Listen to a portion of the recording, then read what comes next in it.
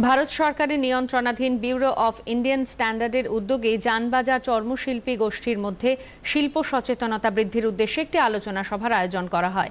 উপস্থিত ছিলেন Kolkata district industry সেন্টারের জেনারেল ম্যানেজার রথীন্দ্রনাথ বিশ্বাস, ভারতীয় মানক ব্যুরোর যুগ্ম নির্দেশক মৈনাকা গাঁতাইত, চর্মশিল্পী গোষ্ঠীর চেয়ারম্যান মুনিলাল প্রসাদ প্রমুখ। বর্তমানে গোষ্ঠীর অন্তর্ভুক্ত প্রায় 50 জন চর্মশিল্পীর সঙ্গে কর্মরত প্রায় 1200 অন্যান্য কর্মী। যুগ্ম নির্দেশক জানালেন, চর্মজাত বিবিধ সামগ্রী সহ প্রায় 778টি সামগ্রী মান্যতা সূচকের আওতায় নিয়ে আসা হচ্ছে।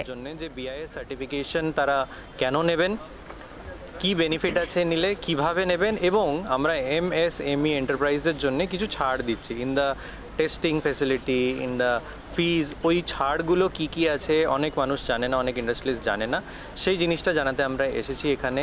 এবং ভারত সরকার 778টি প্রোডাক্টের উপরে আইএসআই চিহ্ন বাধ্যতামূলক করেছে, তার মধ্যে জুতোও একটি প্রোডাক্ট। তো সেই জিনিসটা যেন ওনারা জানেন এবং বিআইএসের সার্টিফিকেশন নেন, বিআইএসের আওতায় আসেন, আইএসআই মার্ক ব্যবহার করেন, সেই জিনিসটা ওনাদেরকে জানাতে আমরা আজকে এখানে এসেছি।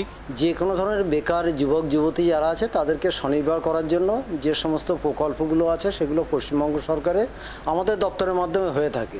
এমএসএমইকে কীভাবে দীর্ঘকালীন সাস্টেন করা যায় তার জন্য কিন্তু গভর্নমেন্ট অফ ওয়েস্ট বেঙ্গল আমাদের দপ্তরের মাধ্যমে, এবং যেহেতু আমি কলকাতা কর্পোরেশন এরিয়ার মধ্যে জিএমডিআইসি কলকাতা, ফলে আমাদের দায়িত্ব বলুন বা আমাদের ভালো লাগা বলুন যে এই কাজগুলোকে এগিয়ে নিয়ে যাওয়া, তাহলে মনে হবে যে সত্যি আমাদের ওয়েস্ট বেঙ্গলের জন্য বা আমাদের রাজ্যের জন্য কিছু করতে পারছি।